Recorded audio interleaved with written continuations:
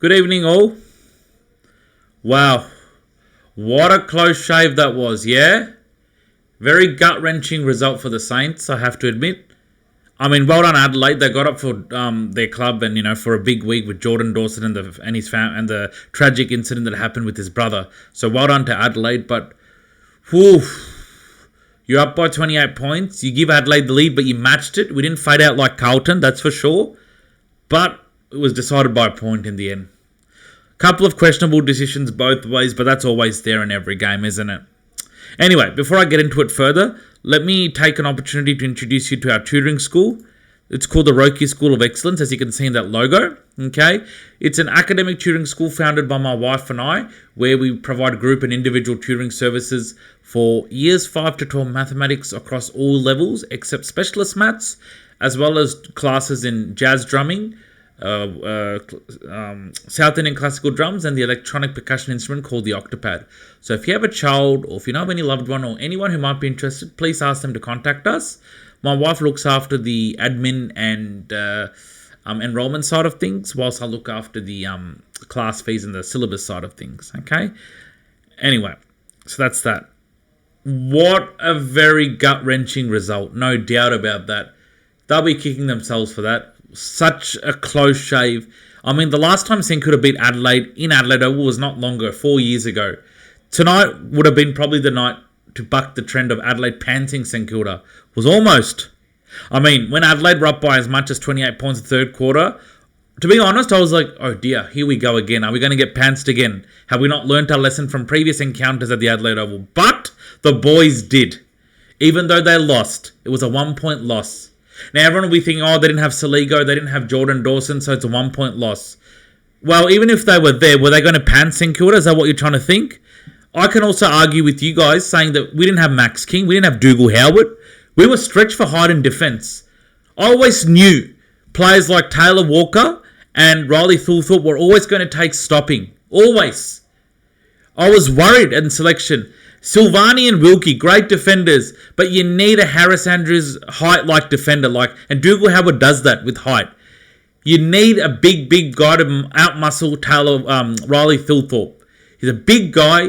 He'll clunk them. It was always going to take some stopping. So we didn't have our full team either. We missed Liam Henry. He's back. Ryan Burns. We can also make a case that we didn't have our full team either, and some of them are key players. Max King may have not played for 23 months, guys, but when he's back, he strengthens the height of that tall forward line. Because right now, you're going to be working with Mitch Owens, Phillippo, Sharman, who are that 6'3", 6'4", height forwards, and Marshall, who's 200 centimetres. But Max adds another dimension of height, which is what you need. You're going to come against big defenders, that's where you need your Max King there. So we were also stretched. We also didn't have a very full team either, truth to be told. But it was a very good seesawing affair. Ebbs and flows since quarter time when St Kilda looked good. You expect that. You'd expect Adelaide to come out and throw the kitchen sink. It's been a big week for them emotionally, for the club, for the fans, for their captain. So you knew they were going to throw the kitchen sink.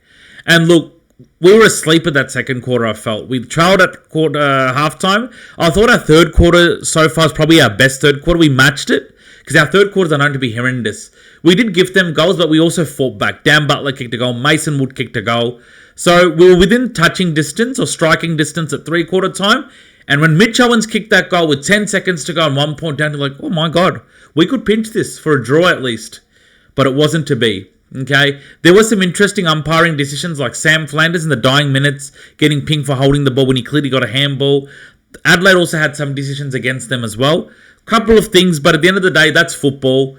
It's a game of moments, ebbs and flows and opportunities. And I thought maybe if you want to decide what this game was dictated by, Adelaide's second and third quarter really sort of arrested the game a bit.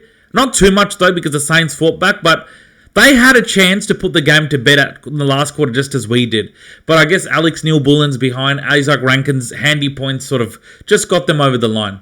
But gee, they got a scare from the Saints. This is probably the first encounter since 2022 between the two clubs where the home team really got a shake from St Kilda. And remember one thing, Adelaide Crows knew it was going to be a challenging game. Forget the week they had. It's a different St Kilda outfit. Forget what the results say.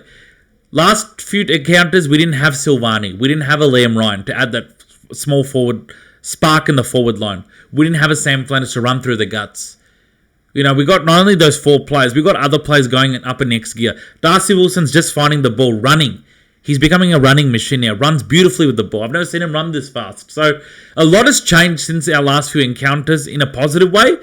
But yet again, they just couldn't come away with the chocolates. Okay? If I just take a minute to share the screen, I'm just going to put this up for you. So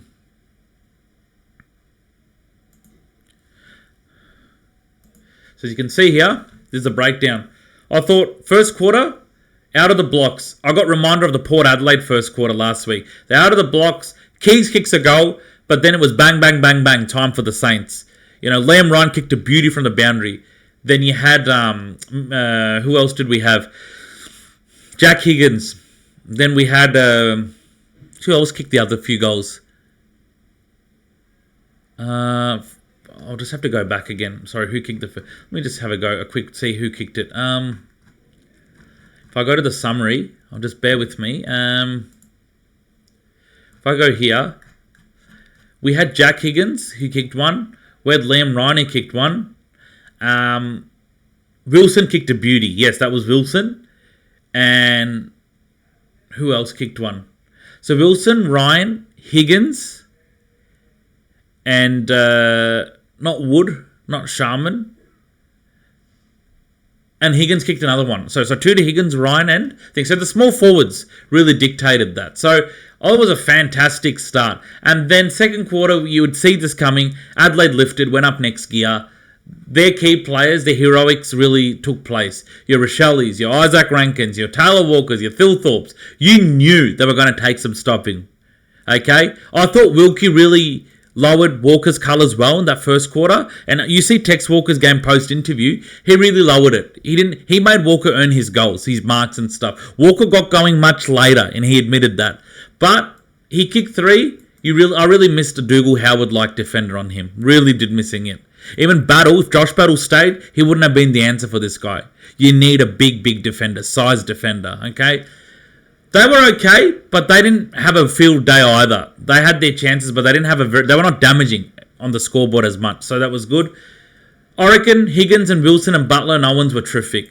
These two especially, probably their best games. Higo has kicked more than 4 before, but Wilson this season has probably his best game. Been hitting form, running with the ball beautifully, creating opportunities. I can't fault that. Thought Ryan provided some good forward pressure. Mason Wood bobbed up a little bit. Tom De Koning looked a bit crook, but kicked a goal. So that sort of balances out his performance, okay?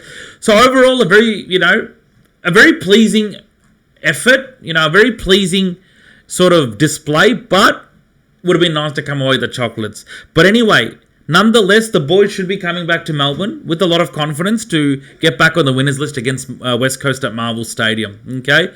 So what I'm going to do right now is I'm going to share my points, key points of the game. All of you are welcome to, comment your thoughts. This is just what I think, not the exhausted list.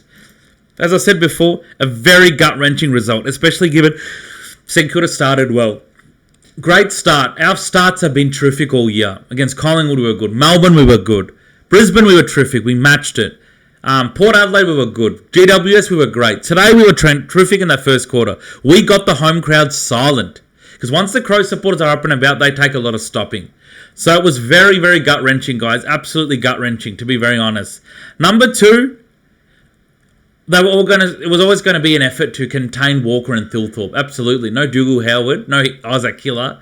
Putting Marshall behind the ball is not going to be the answer. We didn't have our number 1 full-time tallest defender on play today. Okay? So we knew they were going to take stopping, but they didn't blow the game away for the Crows. St Kilda kept coming. Number 3, though. You all love the Great Wall of China. What about the Great Wall of Wilkie? The commentators did say that lightly about him. He really was the Great Wall today. Every time the ball went to the back line for the Saints or the forward line to the Crows and was marked by a Saints player, it was always, guess who? Cal Wilkie. Guess who? Of course Wilkie. Great game. I mean, he really lowered Taylor Walker's colours for a bit in that game. Taylor Walker could have kicked 10 goals if Wilkie wasn't on show today, the way he was going. So I thought very, very well done, and he really, contained and really, stood tall in the back line and made sure the defence were aligned, okay, to work well. Number 4, whilst I can't fault the effort and intent, I think it's a good reflection of the second quarter the boys need, okay? Our second quarters have been good throughout the year. This one, we sort of went asleep after Owens and Butler kicked those goals in the second quarter, and then it was all the way Adelaide. I thought we took our foot off the pedal. We got some momentum back in the second half, but it's little couple of patches in such quarters that can decide a game, okay? So I really hope, and I'm sure they'll take some learnings in that second quarter.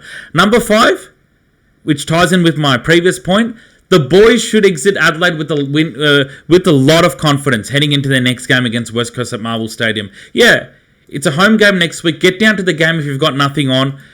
Not very many West Coast supporters are there in Melbourne, so we should be able to pack the stadium with the Saints. Get behind the boys. They'll be looking forward to getting back on the winners list, getting their third win. And then after that, the fixture gets a little bit okay. You got Carlton, Gold Coast at Metricon, who we thrashed in practice match, and then Richmond. So it gets a little bit okay. We played tougher teams in the first few weeks, and I thought, for most parts, whilst skill execution and moments were letting us down, I thought we were not blown out of the water. Okay, Brisbane, it took them till the last quarter to win by 33. Till then, I thought the Saints matched it.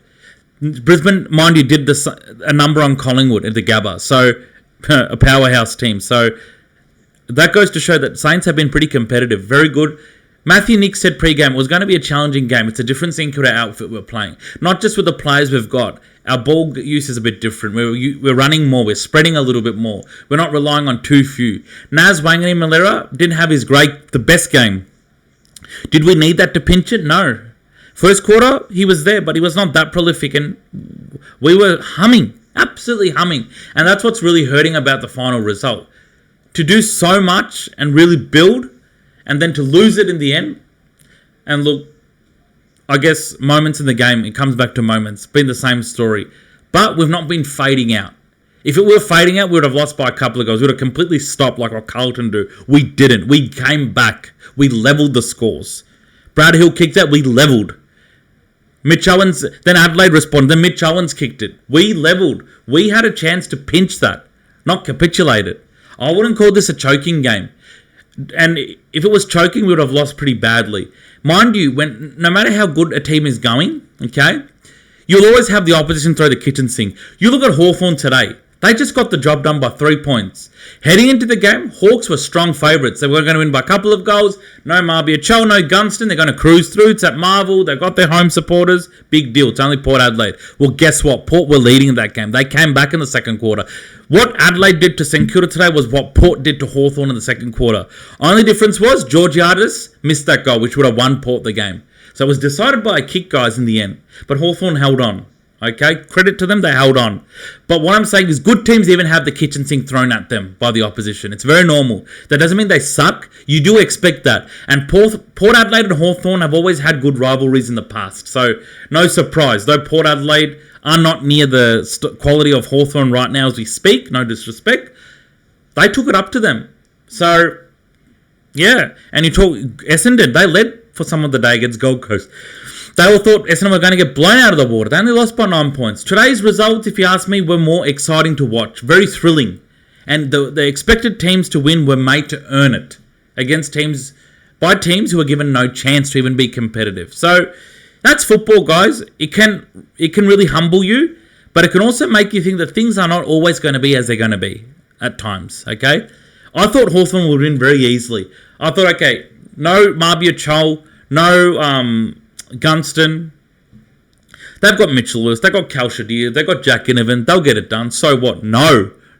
Jeez. Jason Horne-Francis, Zach Butters are quality players.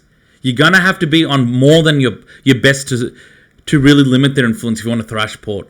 They are game changers. Okay? Zach Butters, he wanted to prove a point. He had a big week last week with that penalty he paid for those who know. So he wanted to come out and make a statement in Victoria. Jason Horne-Francis was good. Darcy Byrne-Jones. So it does happen, guys. And look, Adelaide are a very formidable opponent on their day. They had no Dawson and they had no Saligo. But as I said in my preview, they had their other players. Okay? Anyway, I'll leave it there, guys. Comment your thoughts. Please subscribe to the channel if you haven't done so. The more subscribers, the better. My next video will be about previewing the West Coast game sometime this week. Till then, take care, stay safe, stay warm in this weather in Melbourne, and I'll speak to you soon. Take care and bye for now. Bye-bye.